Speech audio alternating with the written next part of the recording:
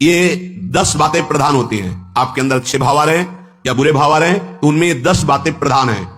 पहला, स्थान।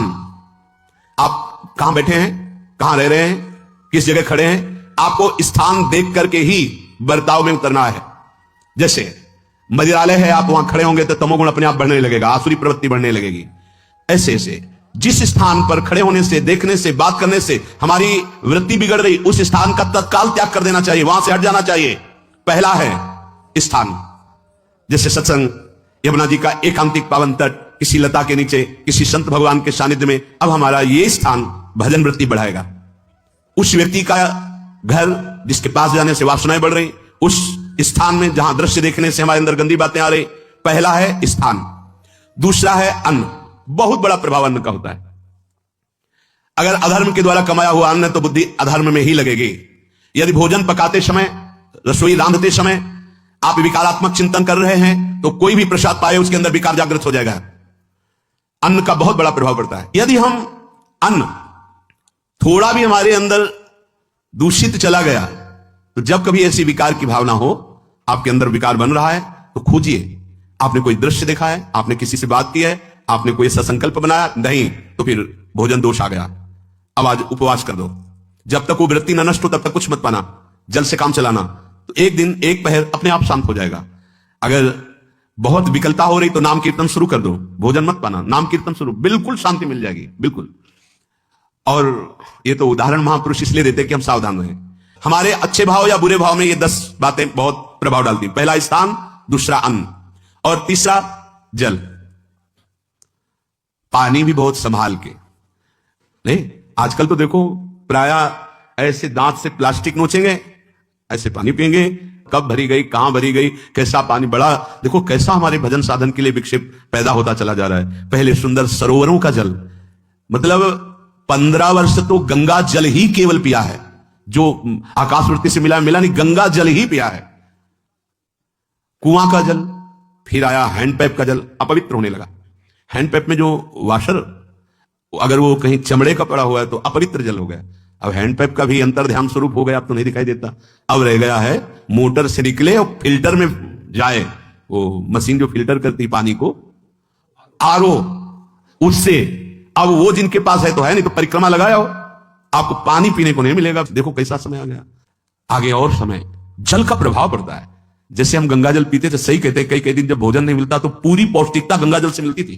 गंगा माता के जल से ऐसा लगता था मानो हम परम पावन अमृत पान कर रहे हैं, सारी पौष्टिकता मिलती थी। कुएं का जल अपने आप में पौष्टिकता से युक्त होता है, जो हमें चाहिए। आज देखो जल की समस्या हो गई। पवित्र जल पीने के लिए हम तरस रहे हैं। कहां जल, अब कैसे मिलेगा जल? या तो आप पैसे वाले हो तो आप खरीद करके पीजिए, नहीं तो अब वो जल नहीं गया कि कुएं से निकाला पी लिया या सरोवर से पी लिया, या कैसा दुर्भाग्य है।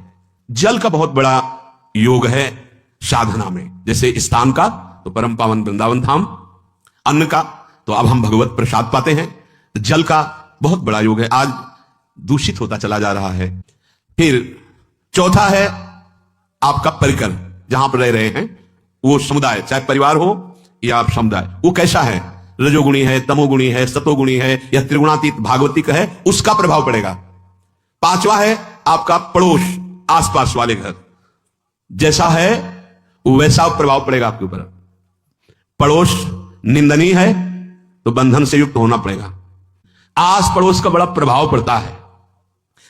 फिर अगला है दृश्य। इस पे बहुत सावधानी की जरूरत है। ये मोबाइल भगवान चल गए हैं, बहुत विस्तार से चल गए हैं। अब कोई छोटा मोबाइल रखना नहीं चाहता, सब वो स्क्रीन वाला रखना चाहते, टच मोबाइल। दृश्य से बचो। बच्चों, जवानों, बूढ़ों, सबकी वृत्ति जो माया आकर्षित करती, जो दृश्य हम देखने के लिए अंदर से उल्लसित है, वो मोबाइल में सब है, चाहे भागवतिक और चाहे सांसारिक। तो भाई देख लो, गुण दोष में संसार है। अगर आप दोष ग्रहण करना चाहते हो तो दोष ले लो, गुण तो गुण। बहुत बहुत खतरनाक विषय है और बहुत लाभदायक विषय है। किसी संत की वाणी एक बार समझ में नहीं आई, अगर हम 10 बार सुने तो समझ में आ जाएगी। ये लाभदायक है, बहुत सावधानी की बात कह रहे हैं। वैसे हमें लगता है यदि आपको इस बड़े कार्य वाले ना हो तो छोटा मोबाइल रखिए तो अच्छा रहता है। तो इसलिए ये एक ऐसा कलयुग भगवान ने रचा है कि बचा पाना बड़ा मुश्किल है। इससे वृत्ति को बचा, जो बचा ले गया वो आगे साधना कर सकता है। बहुत सावधान बच्चों।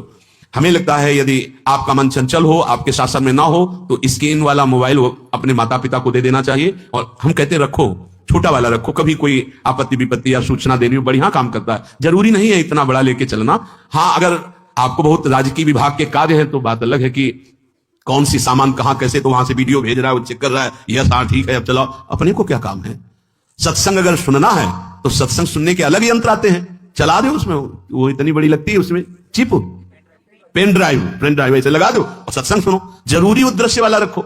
यहां कह रहे दृश्य, अगर गलत दृश्य देखा तो बावरे बन जाओगे, और अच्छा दृश्य देखा तो भगवान के मार्ग के पथिक बनोगे। और आलोचना, ऐसी कोई वार्ता ना करे जिससे हमारे अंदर गंदे भाव आवे। यदि अच्छी चर्चा करते तो अच्छे भाव आते। देखो अभी ऐसी कोई भावुक चर्चा होने लगे तो सबका हृदय द्रवित हो जाएगा, और गंदी चर्चा हो तो हमारा हृदय विकार युक्त हो जाएगा। और कार्य, आप जो